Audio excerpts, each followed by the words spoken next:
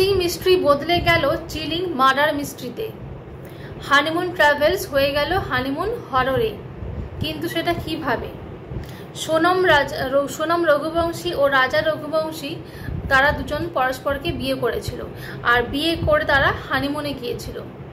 হানিমুনে গিয়ে প্রথমে বেশ 17 দিন পর একটা চাঞ্চল্যকর তথ্য আমাদের সামনে আসলো। কিন্তু সেই তথ্যটা যখন আমাদের সামনে এসেছে তার মধ্যেই যা ঘটনা ঘটে গেছে। আমরা প্রথমে ভেবেছিলাম, এরকম মনে করা হয়েছিল যে শিলংয়ে কোনো একটা গ্যাং থাকতে পারে, তারা সেখানে যদি কোনো নিউলি ম্যারিড কাপেল যায় তারা তাদেরকে অ্যাটাক করে, টার্গেট করে, তাদের থেকে ডাকাতি করে, এরকম কিছু। কিন্তু না, এরকম কিছু না। জানা গেল যে স্ত্রী খুন করেছে স্বামীকে। হ্যাঁ, এটাই হচ্ছে পাতি কথা, স্ত্রী স্বামীকে খুন করেছে। কিন্তু কেন খুনটা করলো, কেন?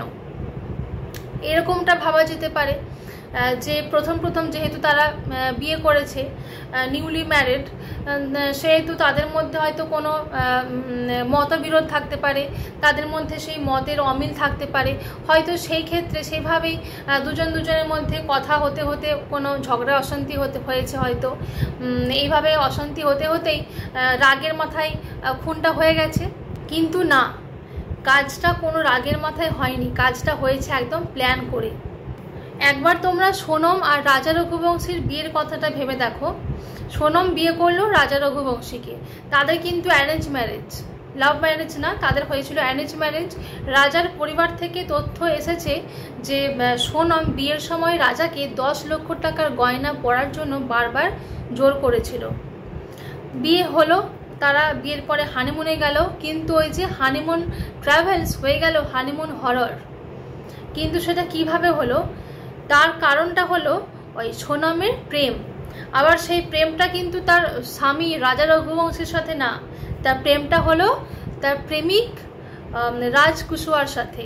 সোনম রাজকুয়াশাকে ভালোবেসেছিল, আর সে চেয়েছিল ভালোবেসে তাকে বিয়ে করে তাদের সম্পর্কটাকে পরিণতি দিতে। কিন্তু সোনমের পরিবার সেই সম্পর্কটা মেনে নেয়নি। তখন যেহেতু কোনোভাবেই সে রাজি করাতে পারেনি সোনম তার পরিবারকে, তখন সে ভেবেছিল যে যদি অন্য কাউকে বিয়ে করে তাকে কোনোভাবে যদি প্ল্যান করে এই পৃথিবী থেকে সরিয়ে দেওয়া হয়, তাহলে তাকে মানে ওই তার প্রেমিককে পেতে তার পথটা হয়তো স্মুথ হয়ে যাবে। কারণ তখন সে বিধবা, তার বাড়ি থেকে আর অমত করার কোনো জায়গা থাকবে না।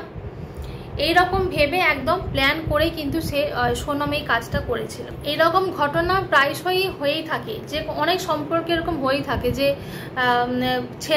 ছেলের পরিবার কখনো মানতে চায় না, বা মেয়ের পরিবারে কখনো মানতে চায় না। এরকম আমাদের চারপাশে হতেই থাকে। কিন্তু আমাদের মনে একটা প্রশ্ন জাগে যে সোনম রাজকুশওয়াকে ভালোবেসে বিয়ে করতে চেয়েছিল, কিন্তু তার পরিবার কিছুতেই মেনে নেয়নি, ওদের সম্পর্কটা কিছুতেই মানতে রাজি হয়নি। কিন্তু সোনম তার পরিবারকে একটু কনভিন্স করে তার প্রেমিককে বিয়ে করাটা খুব কি কঠিন ছিল? তার থেকে কি এটা সহজ ছিল যে অন্য একটা ছেলেকে বিয়ে করে তাকে পৃথিবী থেকে সরিয়ে দিয়ে তার প্রেমিকের সাথে বিয়ে করে নেওয়াটা? এই পথটা কি তার কাছে সহজ মনে হয়েছিল? একটু যদি কনভিন্স করিয়ে সে যদি তার প্রেমিকের সাথে ঘর বাঁধতে যদি চেয়ে থাকে, তাহলে এটা কি খুব কঠিন ছিল যে কোনোভাবে একটু কনভিন্স করিয়ে বাড়িতে বুঝিয়ে বাজিয়ে তাকে প্রেমিককে বিয়ে করাটা?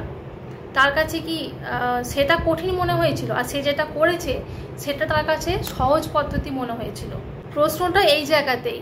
পরিবারের অমত থাকতেই পারে, দুই পরিবারের মধ্যে যে কোনো পরিবারে অমিল থাকতেই পারে, মতবিরোধ থাকতে পারে, কিন্তু বিয়ের মতো একটা জিনিস, সোনম রাজাকে বিয়ে করলো, বিয়ে করে তারা হানিমুনে গেল। হানিমুনের সমস্ত খরচা কিন্তু ছিল তার প্রেমিকের। সে সেখানে গিয়ে কোথায় যাচ্ছে না যাচ্ছে, স্বামীর সাথে কোথায় যাচ্ছে না যাচ্ছে, সমস্ত কিছু আপডেট দিত তার প্রেমিককে। আর তার প্রেমিক সেখানে আততায়ী ভাড়া করত তার ওই রাজা রঘুবংশীকে পৃথিবী থেকে সরিয়ে দেওয়ার জন্য। তাহলে ভাবো তারা কতটা ডেসপারেট। এইভাবেই এই হানিমুন ট্রাভেলসটা হয়ে গেল হানিমুন হররে। আবার এমনকি সোনমের স্বামী যখন মারা গেছে, তখন সোনম তার শাশুড়ির সাথে একদম ঠান্ডা মাথায় কথা বলছে, এমনভাবে কথা বলছে যেন মনে হচ্ছে এই তো রাজা এক্ষুনি তার মায়ের সাথে কথা বলবে। কিন্তু তখন তার মা জানতো না যে না, তার ছেলের সাথে আর সে কোনোদিনও আর কথা বলতে পারবে না। তখন ওর মা জানতো না যে তার ছেলে পৃথিবীতে আর নেই। মানে ভাবো যে মানুষের মধ্যে কতটা অপরাধ প্রবণতা কাজ করে এই সমাজে, এই জেনারেশনে।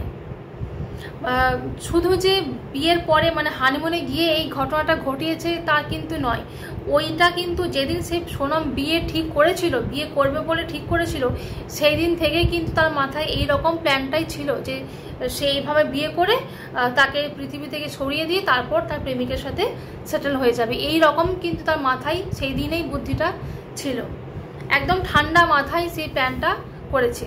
মানে সে ভেবে নিয়েছে যে একদম বিয়ে করার পর যদি সে কোনোভাবে যদি রাজাকে সরিয়ে দিতে পারে তাহলে তার প্রেমিককে কাছে পেতে কিন্তু একদম পথটা স্মুথ হয়ে যাবে, খুব ইজিলি সে তার প্রেমিককে পেয়ে যাবে, তখন তার পরিবারকেও সে রাজি করে নিতে পারবে। এই রকমটা তার মাথায় বুদ্ধি খেটেছিল ওই সময়। মানে শুধু যে সে ঘটনাটা ঘটিয়েছে তখন কিন্তু সে অপরাধ প্রবণতা তার মানসিকতা ছিল না। সে যখন থেকে ওই কাজটা মানে রাজাকে বিয়ে করবে বলে ঠিক করেছে তখন থেকেই কিন্তু তার মনের মধ্যে অপরাধ প্রবণতা কাজ করছিল।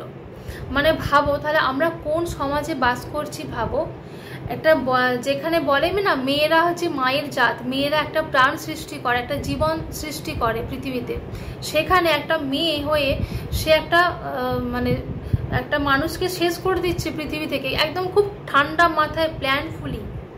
ভেবে দেখো তাহলে তোমরা যে আমরা কোন সমাজে বাস করছি, পৃথিবীতে মানে কত ধরনের মানুষ আছে আমাদের চারপাশে। আমাদের জীবনে তো কোনো নিশ্চয়তা দেখতে পাচ্ছি না, কারণ সবাই তো সাধারণ মানুষ, যা যা হচ্ছে সবাই তো সাধারণ মানুষ, কোনো সেলিব্রিটি তো না। তাহলে চলো আজকে ভিডিওটা এখানেই শেষ করছি। এগুলো তোমাদের সাথে কথা বলার ছিল, শেয়ার করার ছিল। ধন্যবাদ।